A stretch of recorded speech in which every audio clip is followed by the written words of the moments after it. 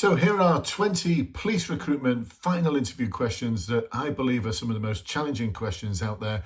Where have they come from? They've come from our question bank. So in our Recruit Academy programs, we have a question bank which represents all the forces in the country, all the types of questions that are being asked. And here's 20 of those questions just for you. I've just been reviewing some of the latest entries.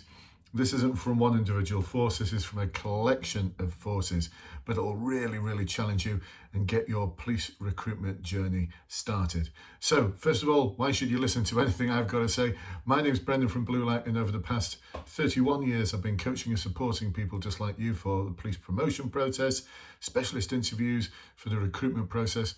We've got a huge amount of success. Now I've got a great team of coaches around me.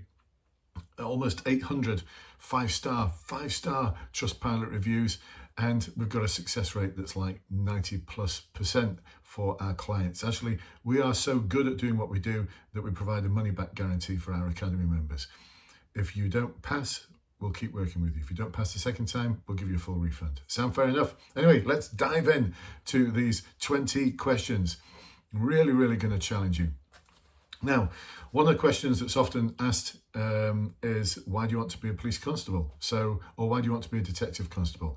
Now, this is a starter question. You may be thinking, oh, that's nice and simple. But actually, it's a really tough question because most of you have listened to other people talking about what a great answer would be, or you've looked something up on the internet and you've got things in your head like, I just want to give something back, no 2 days are the same, I want to be helpful in the community, I've always wanted to be a police officer, and all of those cliches that mean absolutely nothing. Because when I used to listen to these, when I used to do the interviews, I'd just sit there and think, you sound like everyone else. So don't sound like everyone else. We utilize a timeline process. So we look at the actual seed that started you thinking about joining the police. It was either a thing that happened to you or someone happened to you. So it's either a someone or a thing that happened to you, or a thing that happened to someone else, or something you observed, but there's always a seed. You've not always wanted to be a police officer. When you were 3, you didn't want to be a police officer. And for a lot of you, you decided you wanted to be a police officer just like 6 months ago, or even 2 months ago, or even last month. So don't be coming up with those cliches. They're meaningless. All right, next, other questions that are similar. What qualities make a good police constable?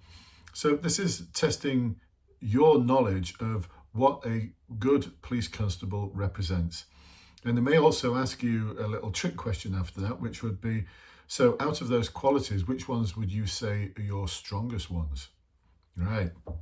Got to watch out for these trap questions. Another question here, which is all around motivation, is what will you bring to the role? Right. So if you were to be successful in joining the police, what would you bring to the role?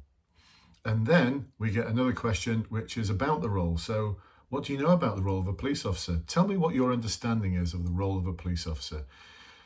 And they don't want the sort of question, the sort of answer to the question that my son, who's 13, could probably deliver. They want something a lot more in depth. Making sense so far? All right. So next we go into the sort of integrity, moral courage type questions about challenging inappropriate behavior. So can you tell me about a time when you've challenged someone's inappropriate behavior?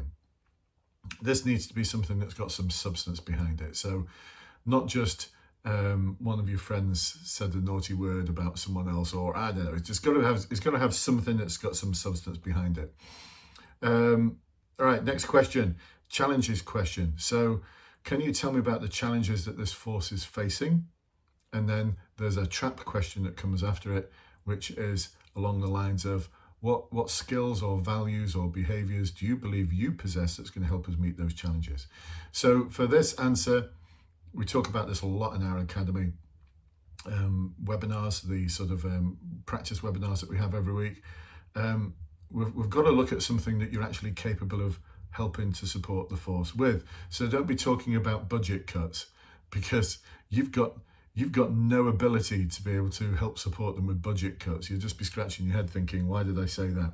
So there's plenty of other things you can talk about. All right, this is a really weird one, but I love it for how weird it is. But I don't know how well, we do know how you're meant to answer it. We've got a system for this, but it's a scenario-based question. So you're at a party, and you're talking to someone who's really, really interested in your role and what you do, and you're talking about a rape case that you've been dealing with. However, next morning, you discover that this individual is a journalist and the story of the rape case is plastered all over the newspapers, and it's a case that's not even gone to trial yet. How are you going to deal with that? I mean, there is a force out there that's asking this question, by the way. Our first reaction as a team was, well, I'd go and surrender myself to my inspector and resign, because that's a massive, massive gross misconduct. I'm going to get the sack anyway. I'm going to get dismissed for this. There's every probability I may face criminal charges. So I've no idea what's going through the head of the people who came up with this question. It's insane. It makes no sense whatsoever, because the only answer is to fall on your sword. Why would you do something as stupid as that anyway? Like, seriously, it's a criminal offence. So why? Yeah, anyway. I'm still beyond me. They're still asking this question as well. We've got a system, we've got a process to help you answer that one. Even though part of us is just, you should just turn around and just go, what a ridiculous question. That would never happen because it'd be a crime. Anyway, on to the next question. So why is engaging with different communities important? Why is engaging with people from different communities important for the police service or for a police officer? And then we go into the trap question, which is, how will you do that? How will you engage with those communities? All right, here's another one, which is a scenario-based one. So a colleague makes a misogynistic comment about a victim of domestic violence. How are you going to deal with that? Interesting. How are you going to maintain the highest of standards? How will you maintain the highest of standards? And that can mean so many different things, like standards of dress, standards of performance, ethical standards, standards of your behavior, maintaining your values in the face of other people who may not be setting the highest of standard. How do you support someone else who has just challenged someone else's behavior? This question can go off. You could do a 1-hour presentation on it. All right. So here's another question about communities. Meeting the needs of diverse communities is vital in policing. What is your understanding of diverse communities? Interesting. And then that will be followed up by a trap question, which would be, how will you in the future ensure that people from diverse communities feel as though they can trust the police? What values are important to you and why? What values are important to the police service and why? Closely followed by the trap question, can you share with us a time when you've demonstrated one of these values? Interesting. This is another question that's got a sort of preamble. This is happening a lot. A lot of forces do this. They'll give you a little bit of preamble first and then they'll ask you the question. So to meet community needs, the police need to behave and act professionally. Can you tell me about a time when you've delivered an outstanding level of service whilst helping someone or dealing with a challenging situation? So there you go. Sometimes the questions can be just a little bit longer than the can you tell me about a time when. Here's another one that's got a preamble to it. Being a police constable requires you to work on your own and also with colleagues. What does teamwork mean to you? Unless you describe that. And then followed by the trap question. Can you give me an example of when you've worked as part of a team? Common one here. Can you tell me about a time when you've used your communication skills to resolve a challenging situation? Often worded also as, can you tell me about a time when you've adapted your communication skills, or the nature of your communication to meet the needs of another person? Whew, wow. And then we've got another question around communication skills. This is like secondary questions. You need to be aware of these. So they've asked you that question, and then they may ask, what was the situation and what did you do? Well, if you develop your answer in the way that we advocate that you develop your answer, they wouldn't need to ask those sort of questions, because the situation and what did you do is naturally incorporated into the question. But yeah, we know one force who's doing that, asking like 2-step, 3-step questions. Alrighty, here's an interesting one as well, common one. It was asked of me when I first joined in 1985 in the recruitment process, and it's been asked of me in all of my promotion boards. I say all of them. I've been in 2, sergeant and inspector. Can you tell me about a time when you've made a difficult decision? And this is often followed by the sort of two-step, three-step questions, which could be, how did you analyze the information needed to make that decision? What other options did you consider? And how did you account for your decision to other people who may not have agreed with you? So that one question about making a difficult decision can go in all sorts of different directions. And you need to address those directions in your answer, even if you don't get those two-step or three-step questions. All right, next one, scenario question. You attend a pub where there's been a complaint of an assault, and it turns out that an innocent member of the public had got into an argument with someone and was glassed. Someone pushed a glass into their face and caused lacerations. You're first on the scene. What do you do? What are you going to do? And they're going to put you on the spot. And with this type of question as well, they may develop it further. So you're 2 minutes into your answer, and then they'll give you some fresh information to see how you react to that. A little bonus one for you. Just remembered one that's very, very similar to this. You are called to a domestic incident, and you're on your own, and it's been reported by a neighbour that they can hear some shouting and screaming from the house next door. And when you arrive, the door's opened by a woman. She appears a little bit dishevelled. It looks like she's been crying.